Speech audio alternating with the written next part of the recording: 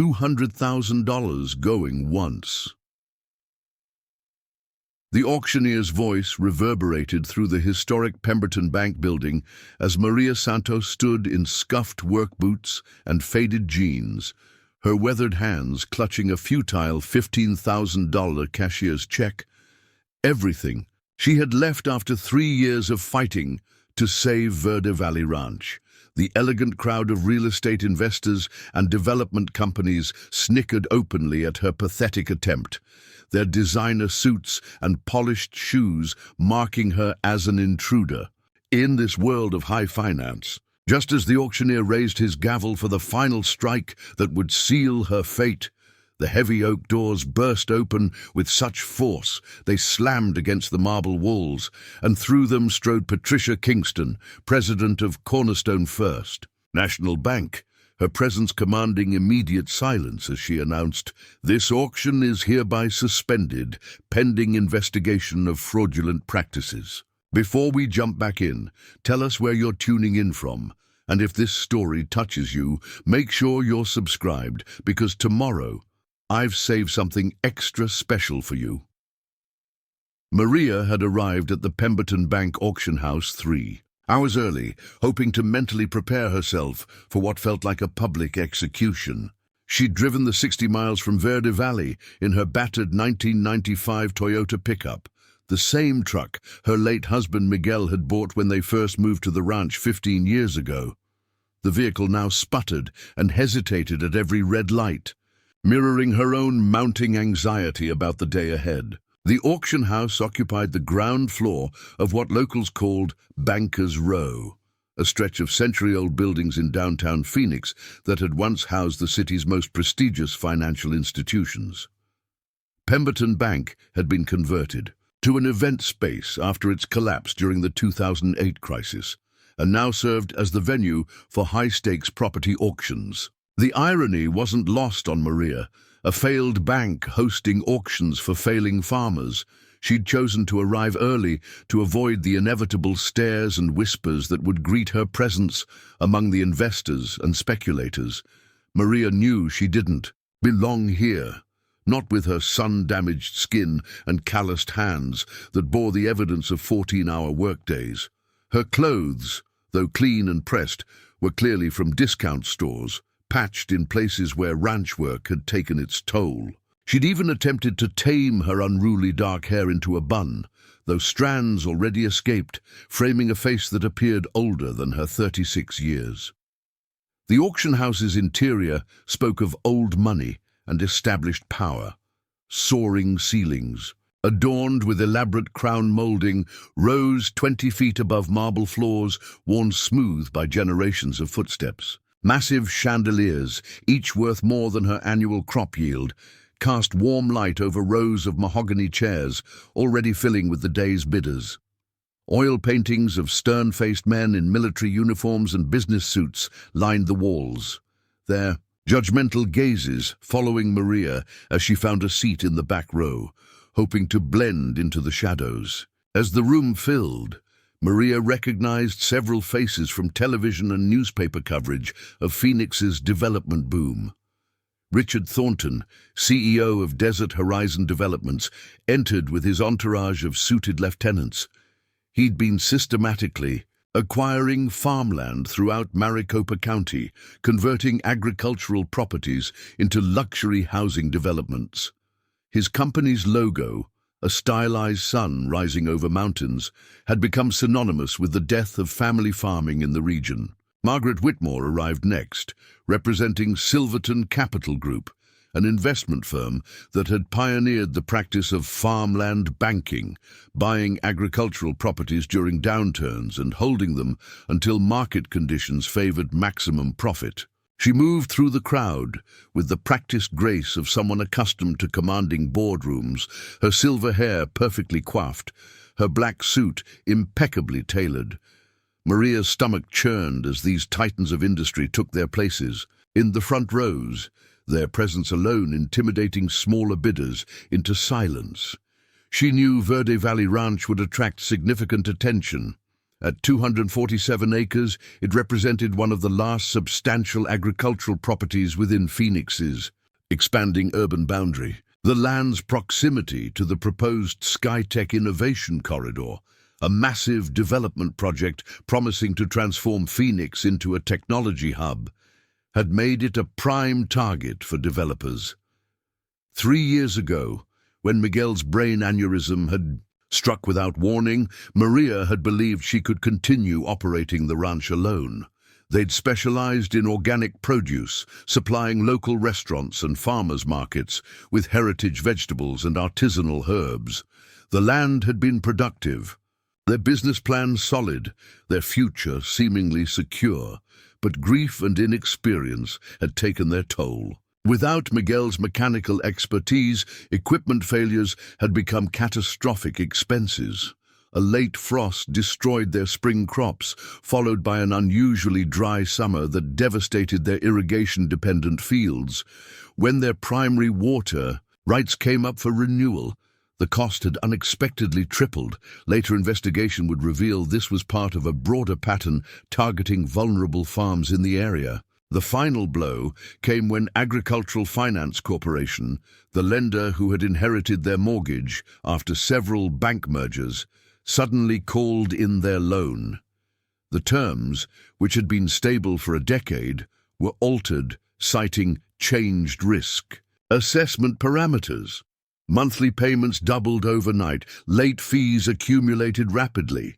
Despite Maria's attempts to negotiate, offering to convert partial acreage to organic certification programs that carried federal support, AFC refused all compromise. The foreclosure notice arrived on what would have been Miguel's 40th birthday. Maria had spent that night on the front porch of their farmhouse, watching the sunset paint the mountains purple and gold, wondering how she would tell their 2 children, 8-year-old Isabella and 12-year-old Carlos, that they were losing everything their father had worked to build. In the following months, Maria had exhausted every option. She applied for emergency agricultural loans, only to discover that farms facing foreclosure were considered high risk and ineligible. She reached out to local agricultural organizations, but budget cuts had eliminated most support programs. Even the Farmers' Cooperative, which had supported them during Miguel's final illness, had dissolved under financial pressure from larger corporate farming operations moving into the region. Preparing and narrating this story took us a lot of time. So if you are enjoying it, subscribe to our channel. It means a lot to us. Now back to the story. Her attempts to sell privately had been sabotaged by what she later suspected was deliberate market manipulation. Interested buyers would suddenly withdraw offers without explanation. Appraisals came in far below reasonable value. The few legitimate offers that materialized were contingent on due diligence periods that stretched endlessly, always terminating just before closing with vague references to title concerns or environmental issues. Maria's parents, immigrants, who had saved for decades to open a small grocery store, offered their life savings, $30,000, without hesitation. Her brother Juan, an accountant in Tucson, liquidated his retirement account, providing another $25,000. Friends from church organized fundraisers, raising $12,000 through bake sales and community dinners. Maria herself sold everything of value: Miguel's cherished 1968 Mustang, his extensive tool collection, even her grandmother's silver jewelry that had been in the family for generations. The total came to $67,000, enough for the minimum bid, but nowhere near the property's actual value. Maria knew she couldn't compete with corporate buyers who could write checks for hundreds of thousands without blinking. Her $15,000 opening bid represented a calculated gamble. Perhaps the other bidders would let her have the first offer out of pity, or maybe her presence would make them feel guilty about their advantaged position. The auctioneer, a thin man with wire-rimmed glasses and the cadence of a seasoned performer, called for order As the clock approached 10 o'clock, Robert Wellington, managing director of AFC, took a seat in the second row. His appearance marked the official beginning of proceedings, the foreclosing lender present to witness the property's sale and claim proceeds toward the outstanding debt. Wellington's presence seemed to energize the other bidders. They adjusted. In their seats, straightened their bidding paddles, exchanged knowing glances. For them, this wasn't personal. Verde Valley Ranch represented 247 acres of developable land with excellent highway access and existing water rights, a commodity to be acquired at the best possible price. The auctioneer began his opening remarks, describing the property's features with the enthusiasm of a carnival barker. Ladies and gentlemen, today we present Verde Valley Ranch, a premier agricultural property offering 247 acres of fertile land, multiple irrigation wells, established water rights, and existing infrastructure, including a 3,500 square foot residence, equipment barn, and various outbuildings. The property benefits from excellent soil conditions and has been meticulously maintained under family ownership for over a decade. Each word felt like a dagger to Maria's heart. Meticulously maintained didn't capture the countless hours she and Miguel had spent nurturing the soil, testing organic amendments, rotating crops to maintain nutrients. Family ownership reduced their 14 years of dreams, struggles, and triumphs to a mere stat point in the property description. The bidding opened at $100,000, exactly the amount needed to satisfy AFC's claims and associated fees. Maria expected immediate escalation from the corporate bidders, but silence stretched uncomfortably. The auctioneer tried again, elaborating on the property's development potential and water rights value. Finally, Maria raised her paddle. Her voice, though steady, carried the tremor of suppressed emotion. $115,000. The auctioneer acknowledged her bid with professional courtesy, though his eyes held a mixture of pity and discomfort. Before he could continue his cadence, laughter erupted from the front rows. Richard Thornton turned in his seat, his smirk visible even from the back of the room. "Did she seriously think that would work?" Someone whispered loudly enough for multiple rows to hear. "Adorable," another voice commented with dripping condescension. The auctioneer cleared his throat, attempting to restore decorum, but the damage was done. Maria felt her face flush with humiliation.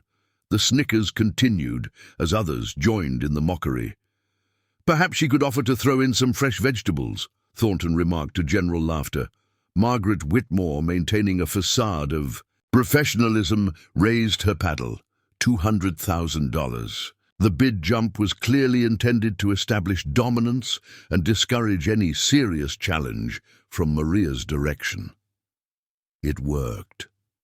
Maria's paddle lowered slowly as reality crashed over her in waves.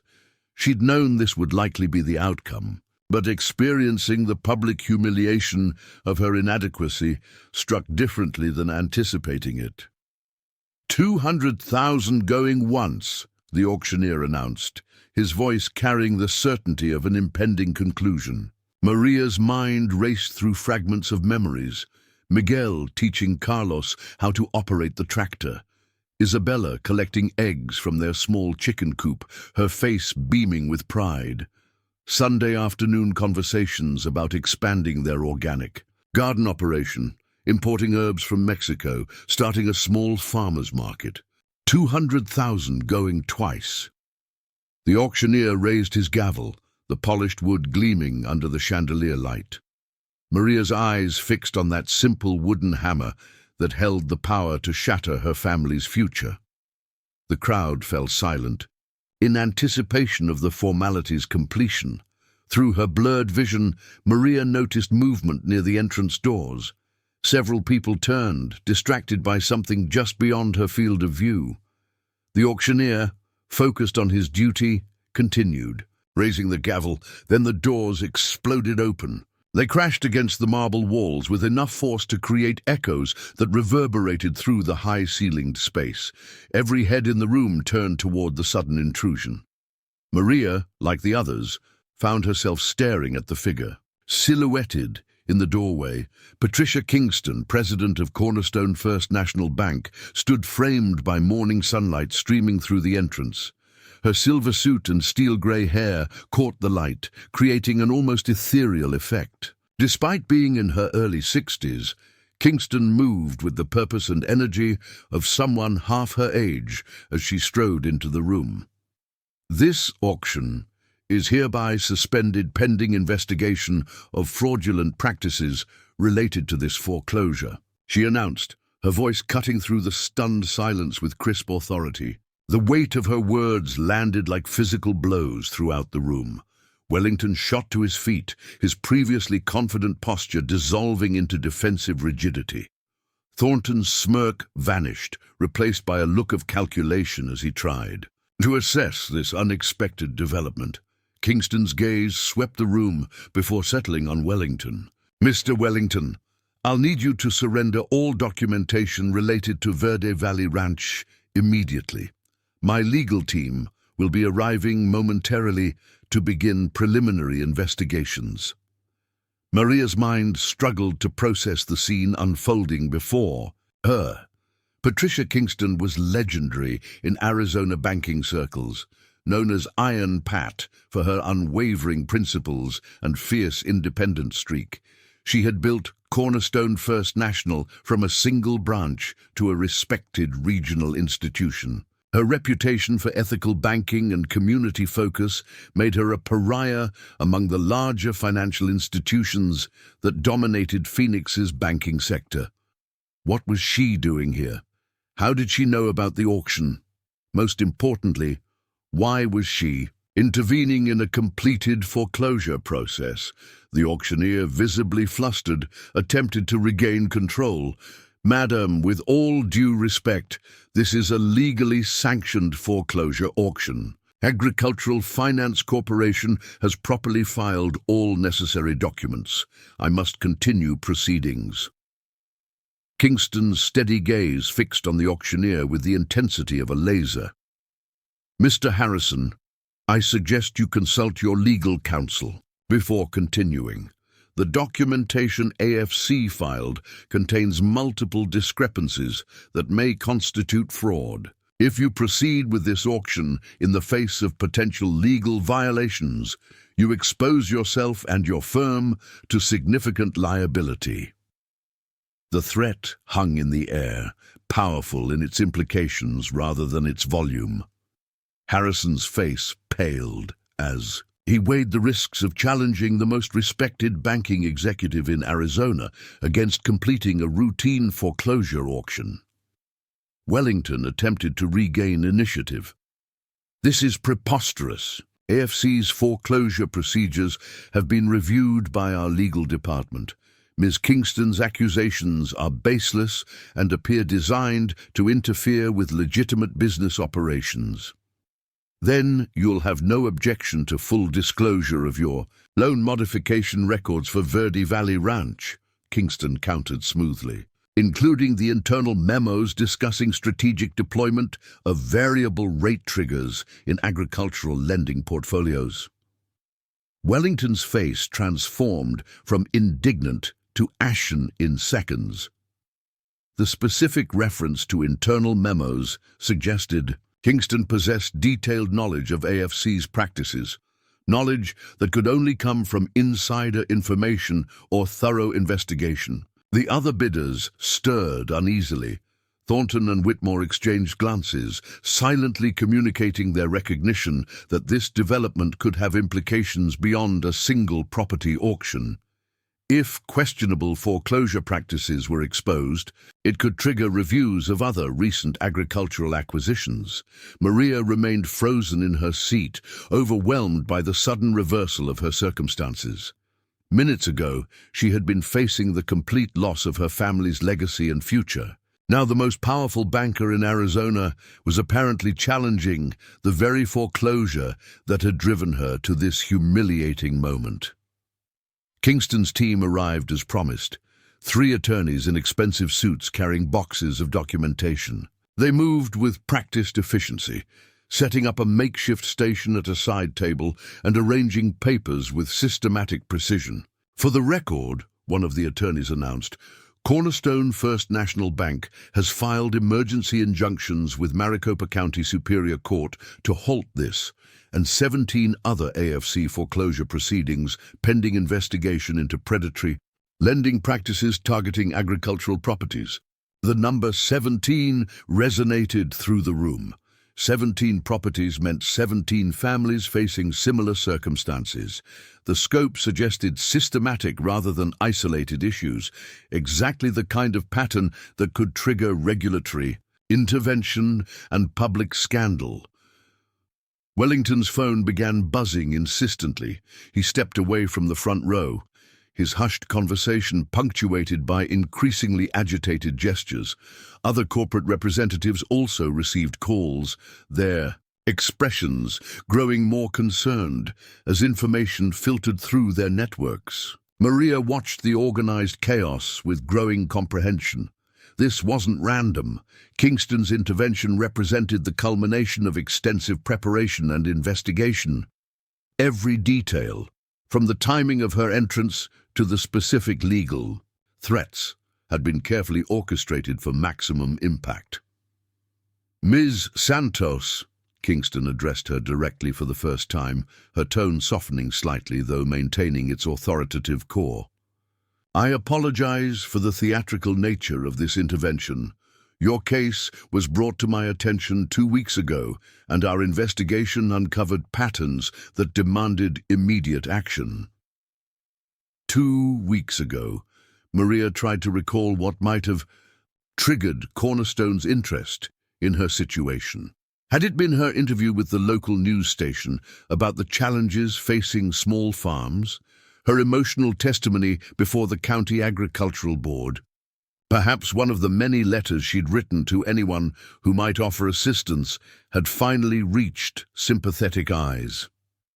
Mrs. Whitmore, Mr. Thornton, Kingston continued, addressing the major bidders. I trust you'll inform your respective organizations that all properties acquired through AFC foreclosure in the past 18 months may be subject to review.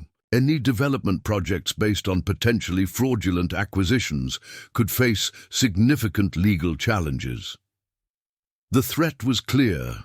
Companies that had already begun development on foreclosed farmland might find their investments jeopardized by the investigation's findings. The financial implications were enormous, potentially running into hundreds of millions in halted projects, legal fees, and remediation costs. Thornton stood abruptly, his corporate polish cracking to reveal genuine anger. This is outrageous. Desert Horizon has invested significant resources based on the legitimate foreclosure of agricultural properties. These properties were acquired through proper legal channels after the owners failed to meet their financial obligations. Proper legal channels that included loan terms suddenly modified to guarantee failure, Kingston responded sharply. Variable rate triggers activated during documented peak financial stress periods. Water rights assessments that mysteriously tripled for properties with development potential. Her questions struck with surgical precision at the core of Thornton's business model. Desert Horizon's strategy relied on acquiring distressed agricultural properties at significantly reduced costs. Any investigation that exposed manipulation of the distress itself could unravel their entire recent expansion. The room's atmosphere had shifted dramatically. What began as a routine foreclosure auction had transformed into a battlefield of corporate interests and ethical banking practices. Maria found herself at the center of forces far larger than her personal struggle to save Verde Valley Ranch. Wellington returned to his seat, his earlier confidence replaced by barely controlled anxiety. His phone call had evidently provided no reassurance or solution to the crisis unfolding around him. I must formally protest this disruption, he declared, though his voice lacked conviction. AFC will vigorously defend its lending practices and challenge any attempts to retroactively invalidate legitimately executed foreclosures. Kingston's response carried the weight of absolute certainty. Your vigorous defense may begin with explaining to the Banking Commission why AFC's agricultural loan defaults increased by 340% in the quarter, immediately following implementation of your revised risk assessment protocols. Or perhaps you'd prefer to discuss the correlation between those defaults and subsequent sales to 3 specific development companies owned by parent corporations that share board members with AFC. The precision of her knowledge stunned the assembled crowd. Kingston wasn't making general accusations. She possessed specific data that could form the foundation of fraud charges. Her investigation had clearly uncovered connections between lending practices and subsequent property acquisitions that suggested coordinated manipulation rather than market forces. Maria's mind reeled as the implications sank in. Her struggles, which she had always attributed to bad luck and unfortunate timing, might actually have been the result of calculated corporate strategy.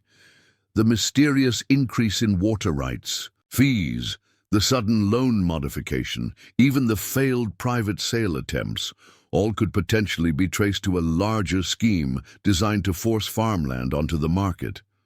Ms. Santos, Kingston turned to her again. I understand this is overwhelming. My intervention today was necessary to prevent an irreversible injustice, but I want to assure you that your situation is not yet resolved. The foreclosure has been halted, not reversed. However, my bank would be prepared to offer bridge financing to allow proper review of your case and potentially restructure your obligations under reasonable terms. The offer represented a lifeline beyond Maria's wildest hopes.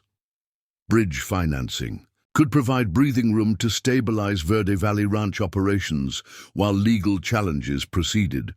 More importantly, it suggested the possibility of exposing and correcting whatever manipulations had led to her foreclosure nightmare. The auction house buzzed with activity as various interests processed the morning's dramatic reversal. Court officers arrived to serve official documents.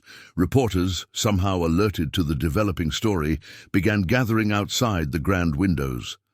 Television news vans appeared, their satellite dishes rising like mechanical flowers seeking signal. Wellington attempted one final assertion of control. Ladies and gentlemen, while this situation is being reviewed, AFC will vigorously protect its interests and those of its shareholders. We have acted within our legal rights at every stage of this process. Then you welcome full transparency, Kingston stated rather than asked. You won't object to complete disclosure of internal communications, loan officer performance metrics, and compensation structures that may have incentivized aggressive foreclosure tactics. The specific terminology suggested Kingston's investigation had uncovered evidence of internal motivations driving AFC's actions. Performance metrics that rewarded foreclosures over workout solutions. Compensation structures that made completing foreclosures more profitable than maintaining performing loans. Communications that revealed strategic thinking behind seemingly operational decisions. Thornton made his move to leave, recognizing that remaining in the room offered no advantage and significant risk of further damaging revelations. Margaret Whitmore followed suit, though she maintained her professional composure throughout her departure. As the power players evacuated the auction house, Maria remained seated, overwhelmed by the sudden shift in her circumstances. An hour ago, she had entered this building resigned to losing everything. Now, she found herself at the center of a major investigation that could reshape agricultural lending practices throughout Arizona. Kingston approached her directly, her stern public persona softening into something approaching maternal warmth. Ms. Santos, I know today has been overwhelming, My team will be in touch within 24 hours to discuss your options and begin the process of reviewing your loan terms. In the meantime, I want you to know that Verde Valley Ranch is safe from immediate foreclosure." The words released years of accumulated tension. Maria's shoulders, which had carried the weight of impossible responsibility since Miguel's death, finally lowered as tears tracked down her weathered cheeks. The public humiliation she had endured moments earlier transformed into public vindication as the remaining auction attendees witnessed her genuine relief. "Why?" Maria managed to ask through her emotion. "Why did you involve yourself in my situation?" Kingston's answer revealed the humanity beneath her banking executive exterior. "Because I grew up on a farm in Kansas, Mrs. Santos. My father lost everything in the 70s when banks stopped working with family farmers and started working against them. I've spent my career trying to ensure banking serves communities rather than destroying them. When my team discovered the patterns in AFC's agricultural portfolio, I knew intervention was necessary." The personal history provided context for Kingston's fierce advocacy. Her actions weren't merely professional ethics in practice. They represented redemption for a childhood loss and determination to prevent other families from suffering similar fates. As Maria prepared to leave the auction house, she reflected on the morning's extraordinary events. Her desperate gambit to save Verde Valley Ranch had unexpectedly triggered a much larger confrontation between ethical banking principles and predatory financial practices. While her immediate future remained uncertain, the farm she had feared losing was now protected, at least temporarily, by the most powerful advocate she could have imagined. The investigation Kingston had initiated would undoubtedly reveal more than Maria could have discovered on her own. Corporate malfeasance that had destroyed numerous farming families might finally face accountability. Perhaps other farmers caught in similar situations would find their circumstances reviewed and potentially reversed. Walking out of the Pemberton Bank building into the warm Arizona sunshine, Maria felt a complex mixture of emotions. Relief dominated, but underneath flowed currents of anger at the manipulations that had nearly destroyed her family, gratitude for Kingston's unexpected intervention, and hope that Verde Valley Ranch might yet survive to continue Miguel's legacy of sustainable farming. The pickup truck that had carried her to what she thought was her farm's funeral now started on the first try, a small but encouraging sign. As she drove back toward Verde Valley, Maria began mentally cataloging the tasks awaiting her attention. Crop rotation needed planning. Equipment maintenance schedules required updating. Her children would need to be informed about the morning's developments without burdening them with the full weight of recent revelations. For the first time in 3 years, Maria Santos allowed herself to imagine a future for Verde Valley Ranch that extended beyond mere survival. Perhaps the farm could once again thrive as the anchor for sustainable agriculture Miguel had envisioned. Perhaps the broader investigation would create systemic changes that protected other family farms from predatory practices. These possibilities transformed her drive home from a funeral procession into something closer to a victory lap. The desert landscape, which often appeared barren to outsiders, revealed its hidden beauty to Maria's farmer's eye. Sparse rainfall created resilient vegetation. Hardy mesquite trees provided shade and habitat. The soil, though challenging, held nutrients and potential for those patient enough to work with its rhythms rather than against them. Miles passed beneath her truck's worn tires as Maria processed the morning's events. Patricia Kingston's dramatic entrance would become legend in Phoenix banking circles. The investigation she had launched would likely generate headlines for months to come. Lawsuits would follow. Corporate restructuring might result. Regulations could be strengthened to prevent similar abuses. But for Maria Santos, single mother and determined farmer, the most important outcome remained intimate and personal. Verde Valley Ranch had been granted a reprieve. The dreams she and Miguel had cultivated in the desert soil might yet bear fruit for their children and future generations of family farmers.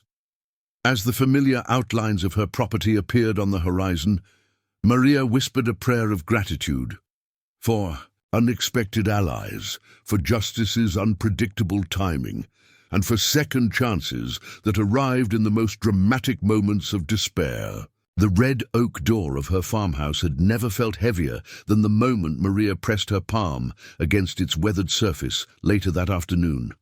Her children's bicycles lay scattered across the front porch.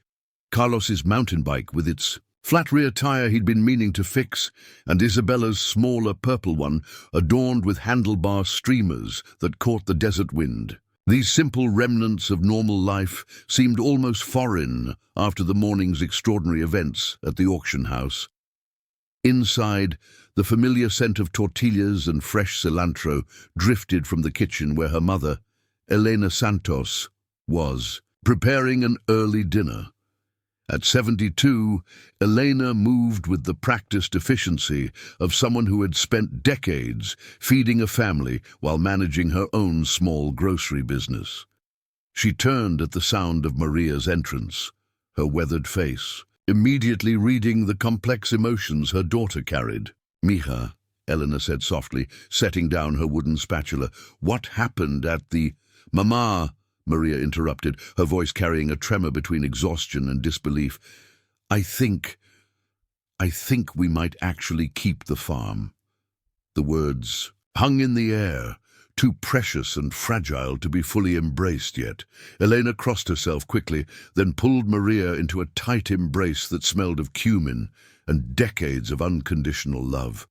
They stood in the modest kitchen, holding each other as grief, fear, and hope mingled in silent communion.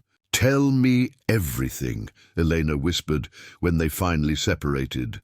Over steaming cups of café de olla, Maria recounted the morning's events with halting detail.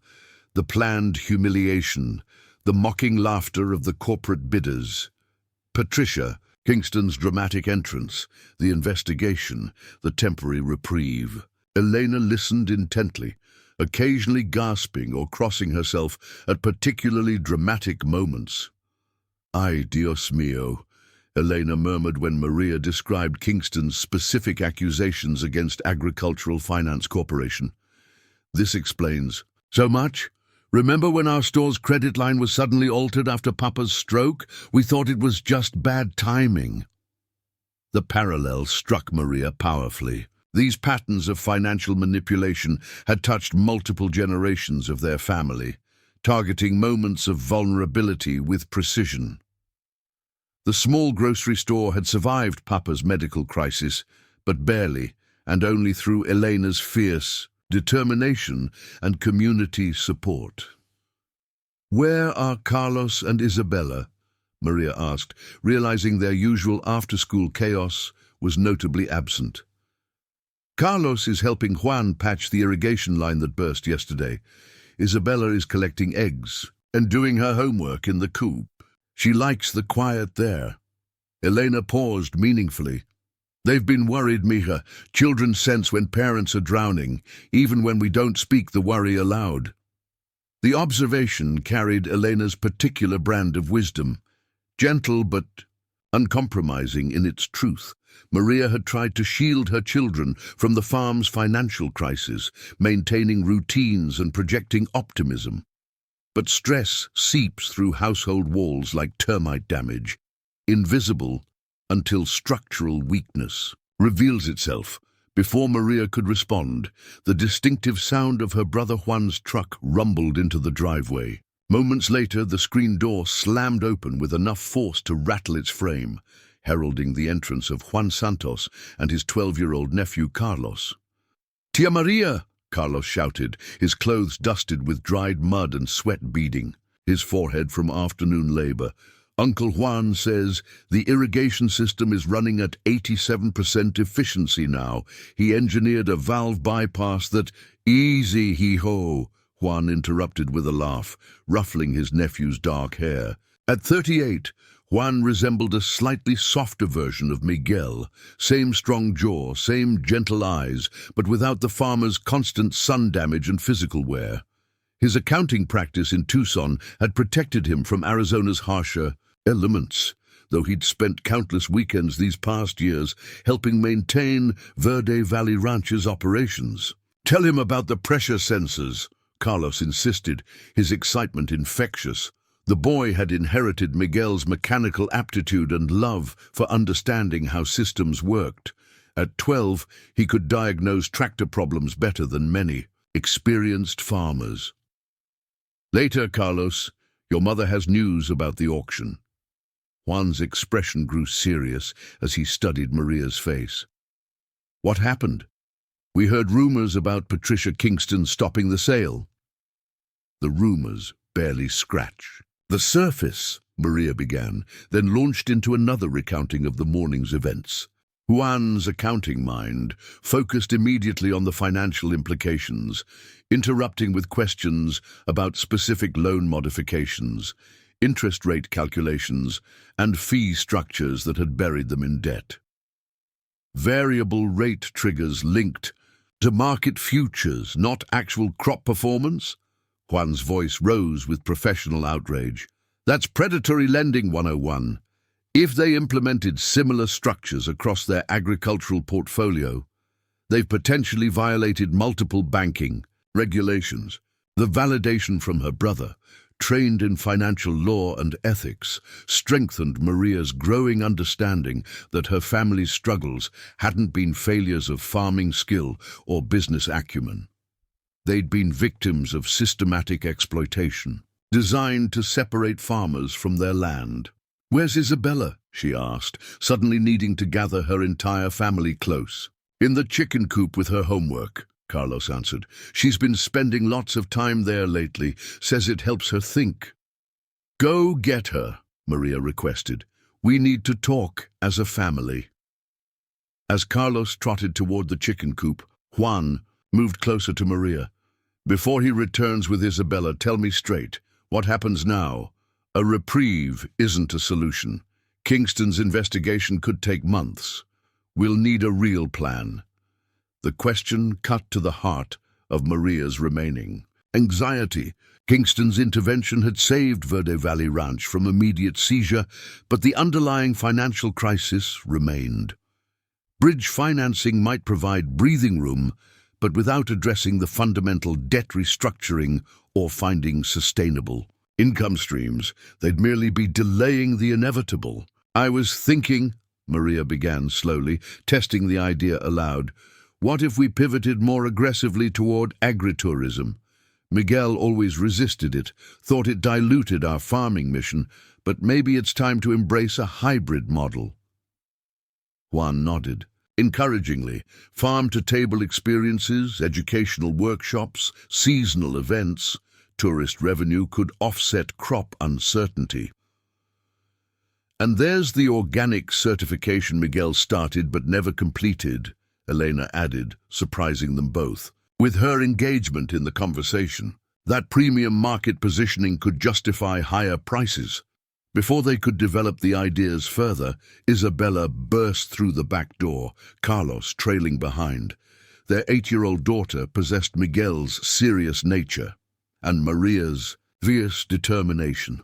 Her dark braids bounced as she ran, school backpack forgotten outside, as she sensed the family gathered for important discussion. "Mama," she said breathlessly, "is it true the farm isn't being taken away?" Maria knelt to eye level with her youngest child. Isabella's uniform jumper was stained with chicken coop dirt, her hands still slightly dirty from whatever task she'd been attempting with the birds. In her eyes, Maria saw the intelligence and worry that had grown since her father's death, a child forced to mature too quickly by circumstances beyond anyone's control. "It's true, mi amor," Maria confirmed, pulling Isabella close. "We get to stay." The family gathered in the living room, a modest space dominated by Miguel's handcrafted bookshelves filled with agricultural texts and family photographs. Maria shared the morning's events once more, this time shaping the narrative for children's ears while preserving the essential truth. Their home had been threatened, but a powerful ally had intervened to protect them. "Will the bad people come back?" Isabella asked when the story concluded. The question pierced through adult complexities to the core fear that had haunted their household for months. Maria exchanged glances with Juan and Elena before responding. "Sometimes, when people are very powerful and want something badly, they use unfair methods to try to get it," Maria explained carefully. "But there are also powerful people who believe in fairness and protecting families like ours. Ms. Kingston is one of those people." "Like a superhero banker," Carlos offered, drawing a laugh from the adults. "Exactly like that," Maria agreed, grateful for her son's ability to frame even serious situations with childhood optimism. Elena stood and moved to the kitchen. "While you all talk, I'll finish dinner. These revelations deserve celebratory tamales." As Elena's preparations filled the house with familiar cooking sounds, Maria outlined preliminary survival strategies for her family. Juan produced his tablet, creating digital charts and financial projections as they discussed potential revenue streams. "The certified organic process takes 18 months minimum," Juan noted, stylus hovering over his screen. "We'd need cash flow solutions for the transitional period." "What about community shares?" Maria suggested. "Some farms in California have successfully partnered with urban consumers who buy seasonal shares up front. It provides immediate capital while guaranteeing distribution channels." "CSA programs," Juan confirmed, typing rapidly. "Community-supported. Agriculture. We'd need to develop marketing materials, establish delivery routes, and determine fair pricing structures." Carlos listened intently to the business discussion, occasionally asking questions that demonstrated unexpected comprehension of farming economics. Isabella, while quieter, absorbed everything with the serious concentration that reminded everyone painfully of Miguel's presence. As they talked, a knock at the front door interrupted their planning session. Maria opened it to find Patricia Kingston standing on her porch, accompanied by a younger woman carrying a briefcase. "Ms. Santos," Kingston began formally, then paused as she took in the family scene. "I apologize for interrupting your evening, but I wanted to personally deliver the next steps for our investigation." "Please come in," Maria invited automatically.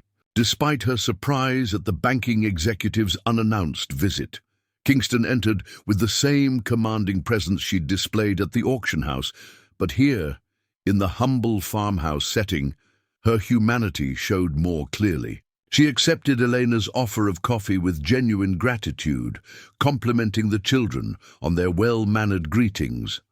The younger woman was introduced as Michelle Chen, a banking regulations specialist who had been leading Kingston's investigation team. Together, they spread documents across the dining table, explaining their preliminary findings with a mixture of professional precision and personal concern. "We've uncovered evidence of a coordinated strategy affecting at least 17 farms in Maricopa County," Chen explained, highlighting specific loan documents. AFC's parent company, Meridian Financial Holdings, has been systematically targeting agricultural properties with development potential. "The methodology is sophisticated," Kingston added. "They identify farms with aging owners or recent family transitions, situations that make loans more vulnerable to manipulation. Then they deploy variable rate triggers, assessment challenges, and technical violations to accelerate foreclosure timelines." "My God," Juan muttered, scanning the documents with his accountant's eye. "The correlation is undeniable. Every accelerated Foreclosure coincides with either a zoning change petition or water rights reassessment. Precisely, Chen confirmed. And in 94% of these cases, the properties were acquired by one of 3 development companies with documented financial ties to Meridian's leadership. The revelation transformed the family's perspective from personal misfortune to systematic targeting. Maria's foreclosure wasn't an isolated incident of bad luck. It represented a deliberate piece in a much larger scheme to transfer agricultural land to commercial development. "What happens now?" Maria asked, trying to maintain focus, despite the overwhelming implications. "Tomorrow morning, I'm personally restructuring your loan," Kingston stated firmly. "We'll establish terms based on the farm's actual historical performance and crop yield data, not artificial stress tests designed to trigger failure." She produced a folder containing preliminary calculations. Based on Verde Valley Ranch's documented organic production and local market presence, we project sustainable monthly payments at approximately 40% of your current obligations. This assumes minimal expansion over the 18-month organic certification period.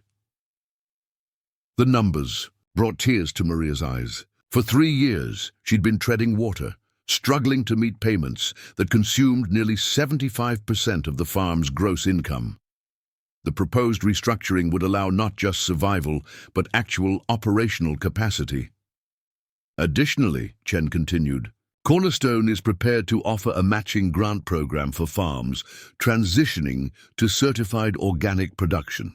You'd receive development funds tied to sustainable agriculture milestones rather than acreage sold. "This is too generous," Maria protested softly, overwhelmed by the sudden reversal of fortune. "It's strategic investment," Kingston corrected. "Banking institutions should support local food systems, not dismantle them for development interests. Your farm represents exactly the kind of sustainable agriculture we need for Arizona's future." Elena emerged from the kitchen with a tray of steaming tamales, extending traditional hospitality despite the evening's unexpected nature. As they shared food around the family table, the conversation shifted from financial details to broader implications. "Meridian won't surrender easily," Kingston acknowledged between bites.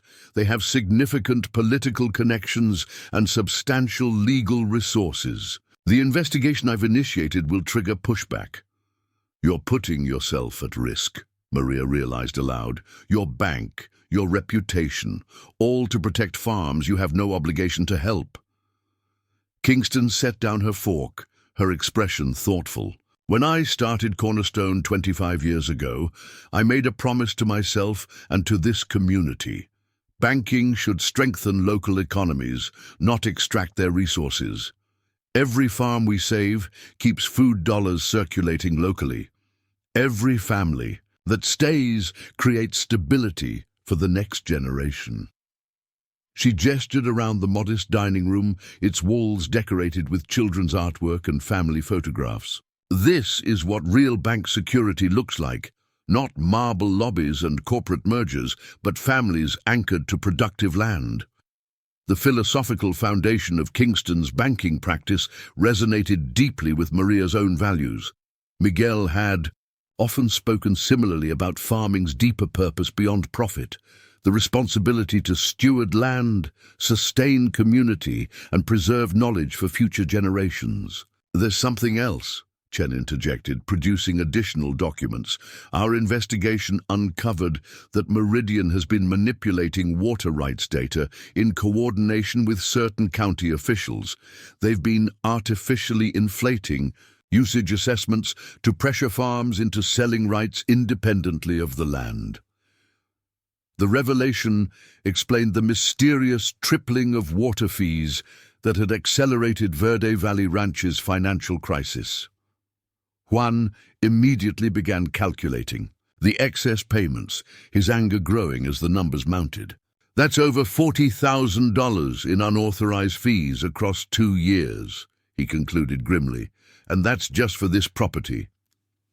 Multiply that across 17 farms, Kingston added, and you begin to understand the scope of this operation.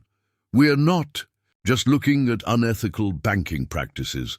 We're potentially examining systematic fraud with environmental and community impacts.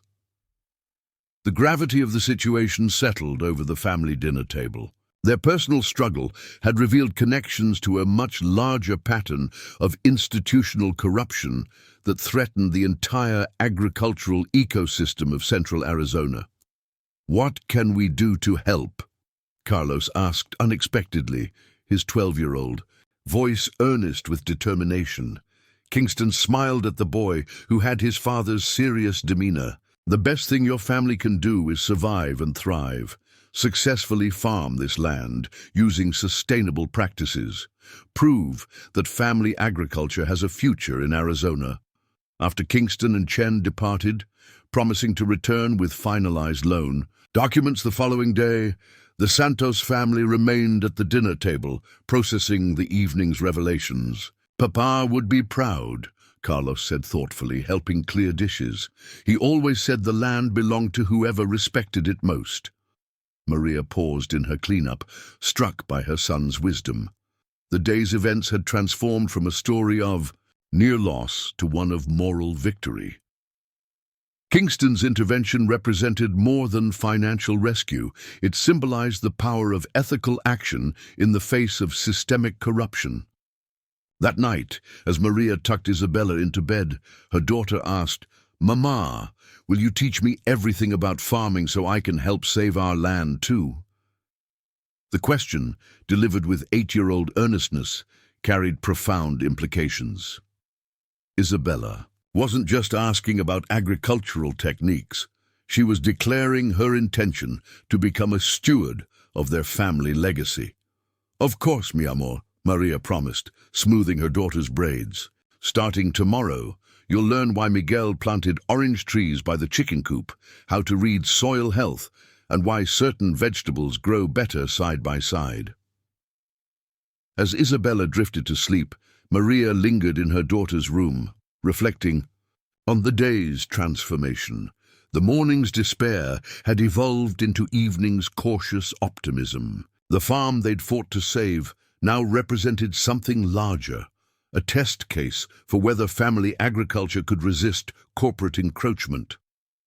In the adjoining room, Carlos sat at his desk, sketching irrigation system improvements with the same focused intensity Miguel had displayed when planning next season's crops. The boy had inherited his father's mechanical gifts along with his mother's determination to preserve their agricultural heritage. Elena bid goodnight with her customary blessing, adding extra prayers of gratitude for unexpected allies and divine intervention. Juan lingered to finalize preliminary business plans on his tablet before driving back to Tucson, promising to use weekend time developing the CSA program structure. As the farmhouse settled into night quiet, Maria stepped onto the back porch, breathing in the desert air that carried hints of irrigation water and distant mesquite. Stars blazed overhead with desert clarity, untouched by city light pollution. This sky had witnessed generations of no, she corrected herself, Santos determination as families worked the land below. Patricia Kingston's words echoed in her mind. Banking should strengthen local economies, not extract their resources. The principle seemed revolutionary in its simplicity after years of predatory lending experiences. Tomorrow would bring the formal loan restructuring, the first concrete step towards securing Verde Valley Ranch's future. But tonight offered something even more valuable, hope restored, and a clear understanding that their struggles hadn't resulted from personal failing, but from systematic exploitation designed to benefit the powerful at the expense of the vulnerable. The desert night carried sounds of life, adapting to harsh conditions. Coyotes calling in the distance, night insects humming their survival songs, irrigation pumps maintaining their rhythmic pulse. Each sound represented persistence despite challenge, exactly the quality that would be required in the months ahead. Maria's phone vibrated with a text message. Aunt Rosa, who ran a small organic farm in Sedona, had heard rumors of the morning's drama. Heard Kingston stopped an AFC assault. Proud of how you stood strong, Sabrina. The farming sisterhood has your back. The message reminded Maria that their struggle wasn't isolated. A network of small farmers throughout Arizona faced similar pressures, and victory for Verde Valley Ranch could strengthen resistance across the region. In the morning, after delivering the children to school and dropping Carlos at his summer construction job, Maria planned to meet Kingston at Cornerstone's downtown office. They would review the restructured loan terms, discuss the matching grant application process, and begin mapping strategies for the coming months. But tonight belonged to recalibration, absorbing the reality that their darkest moment had revealed unexpected allies and exposed threats that extended far beyond their family's circumstances.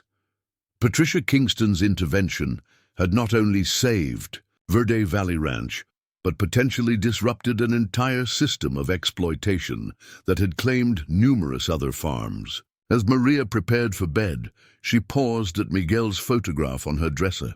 His steady gaze seemed to communicate understanding of the day's events, the vindication of his suspicions about corporate manipulation, the emergence of ethical banking, allies, and the renewed possibility of preserving their agricultural legacy. "We're going to make it, mi amor," she whispered to the photograph. "Not just survive, but thrive, like you always dreamed." The commitment carried weight beyond mere words. Tomorrow would begin the real work of rebuilding Verde Valley Ranch on a foundation of sustainable practices and community support.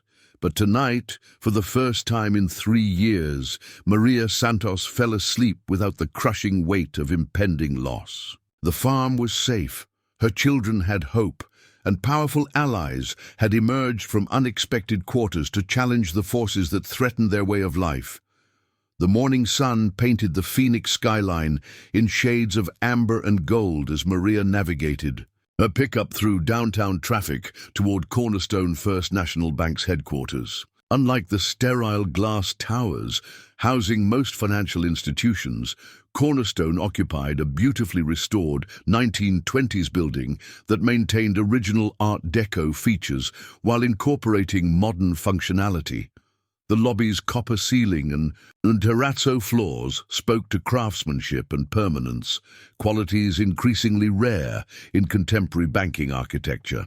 Patricia Kingston's office on the 10th floor offered panoramic views of the city spreading toward distant mountains. When Maria entered, she found Kingston already seated at her mahogany desk, reviewing documents with the same intense focus she'd displayed at the auction house. "Ms. Santos?" Kingston stood immediately, her professional demeanor softened by genuine warmth. "Thank you for coming.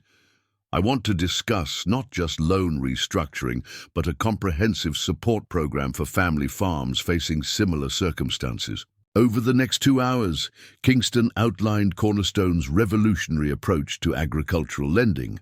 Traditional banks measured success through loan volume and quick turnover. Kingston proposed measuring impact through family farm preservation, sustainable practice adoption, and local food system strengthening. "We're creating what I call legacy lending," Kingston explained, producing charts that mapped long-term farm sustainability metrics against traditional banking indicators. "Instead of short-term profit extraction, we focus on multi-generational stewardship support." The restructured loan terms reflected this philosophy. Rather than demanding immediate payment reduction, Kingston proposed a graduated system tied to sustainable farming milestones. Implementing organic practices, diversifying crop systems, or establishing community partnerships would earn interest rate reductions and extended grace periods. This transformation requires a fundamental shift in how we evaluate agricultural value. Kingston continued. Soil health improvements, water conservation measures, and community food security contributions should factor into creditworthiness alongside traditional metrics. Maria found herself energized by Kingston's vision. After years of fighting predatory practices that viewed farms as real estate commodities, encountering a banker who understood agriculture's deeper purpose felt revolutionary. They were interrupted by a knock at the door. Michelle Chen entered, with urgent news that transformed the already momentous morning into something even more significant. The investigative team found something crucial, Chen announced, spreading documents across Kingston's conference table. Meridian Financial Holdings has been operating under a complex network of shell companies, many registered offshore. Their agricultural acquisitions are just one component of a much larger water rights speculation scheme. The documents revealed a sophisticated operation. Meridian wasn't simply acquiring farms for development. They were positioning themselves to control Arizona's groundwater resources as climate change intensified water scarcity. The farmland purchases were strategic pieces in a larger puzzle of water dominance. Look at this map, Chen continued, highlighting a digital display showing property acquisitions across 3 states. They've been systematically purchasing parcels that sit above major aquifers or control key water flow corridors. Combined with their political influence, they're essentially engineering a privatized water monopoly. The revelation elevated their struggle from local resistance to a potential statewide, even national battle for water rights justice. Arizona's future as an agricultural state depended on protecting these resources from monopolization. Kingston's response demonstrated why she commanded such respect in banking circles. Within minutes, she initiated conference calls with the Arizona Attorney General, the EPA's Western Division, and the Department of Agriculture's Water Rights Enforcement Unit. Each conversation delivered carefully curated evidence packages that Chen's team had prepared.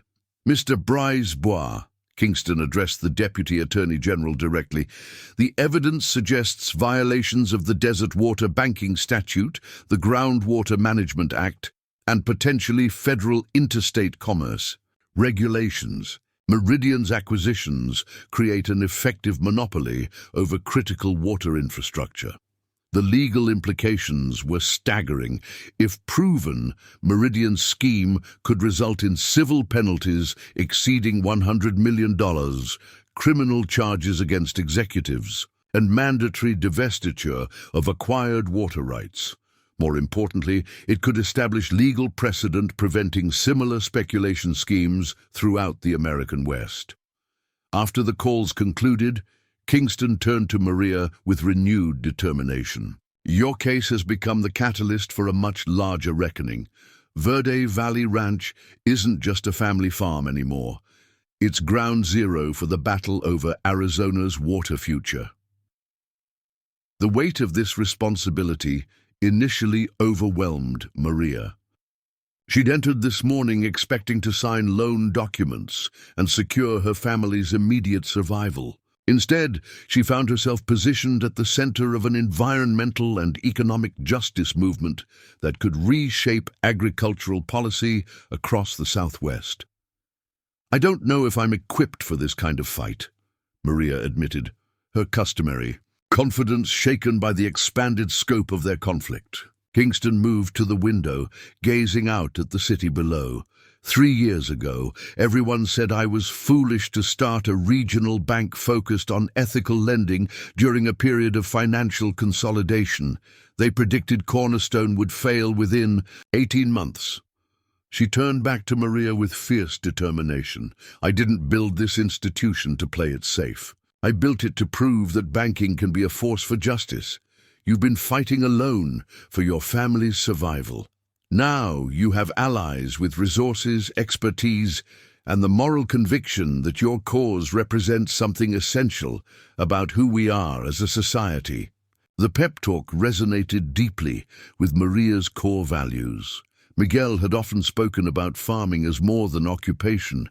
It was participation in the eternal cycle of growth and renewal that sustained life itself.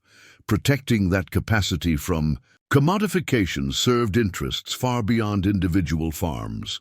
Chen presented the next phase of their strategy. We're filing emergency injunctions today to halt all pending Meridian foreclosures statewide. Simultaneously, we're developing a rapid response fund to help affected farms implement immediate sustainability measures while legal challenges proceed. The fund, capitalized at $50 million by Cornerstone and several partner institutions, would offer low-interest bridge loans, technical assistance grants, and legal support for farms fighting predatory foreclosure. Rather than waiting for court victories, they'd proactively strengthen vulnerable properties against manipulation. Verde Valley Ranch can serve as a model, Kingston proposed. If we can demonstrate successful transformation from threatened foreclosure to thriving, sustainable operation within 12 months, it validates our entire approach. Over the next several hours, they developed a comprehensive implementation plan. Maria would work with a team of agricultural specialists to accelerate organic certification while implementing innovative farming techniques that reduced costs and increased yields. Simultaneously, Verde Valley Ranch would host educational workshops, demonstrating sustainable practices to neighboring farms. The community-supported agriculture program would launch within weeks, with Cornerstone employees receiving priority shares and a portion of proceeds creating an emergency fund for other participating farms. They projected 100 initial subscribers, generating $180,000 in advance operating capital. As afternoon shadows lengthened across Kingston's office, they refined focus on immediate next steps. The loan restructuring would finalize the following week. An agricultural consultant would visit Verde Valley Ranch within 48 hours to assess infrastructure needs and prioritize improvements. Chen would coordinate legal protection against potential Meridian retaliation. One more thing, Kingston added as they prepared to conclude. I want you to testify before the State Water Commission next month. Your personal experience, combined with our investigation data, could influence crucial policy decisions about water rights privatization. The request amplified Maria's anxiety about her expanding public role. She'd always been more comfortable expressing opinions through action, growing food, nurturing soil, teaching children, than through words at government hearings. I'm not a public speaker, Maria protested. I wouldn't know what to say. Say exactly what you told those bidders at the auction, Kingston advised. Speak truth, defend your land, demand justice. That kind of authentic testimony carries more weight than practiced rhetoric. They parted with a firm handshake that conveyed mutual respect and shared commitment. As Maria drove back through Phoenix traffic, her mind raced with implications and opportunities. The morning's meetings had transformed Verde Valley Ranch from a struggling family farm into a symbol of resistance against water monopolization. Her phone buzzed with multiple messages. Aunt Rosa had organized a coalition of small organic farmers willing to collaborate on bulk purchasing and shared distribution networks.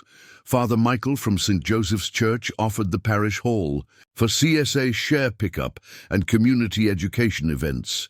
Several local restaurant owners expressed interest in farm-to-table partnerships featuring Verde Valley Ranch produce. The momentum felt both exhilarating and overwhelming. 3 months ago, Maria had been treading water alone, desperately seeking any solution to mounting bills and threatening notices. Now, unexpectedly, she found herself surrounded by allies, united in common purpose. Approaching Verde Valley Ranch, Maria noticed immediate differences in its landscape. Juan's truck was parked near the equipment barn, where he'd begun organizing inventory for the sustainability audit.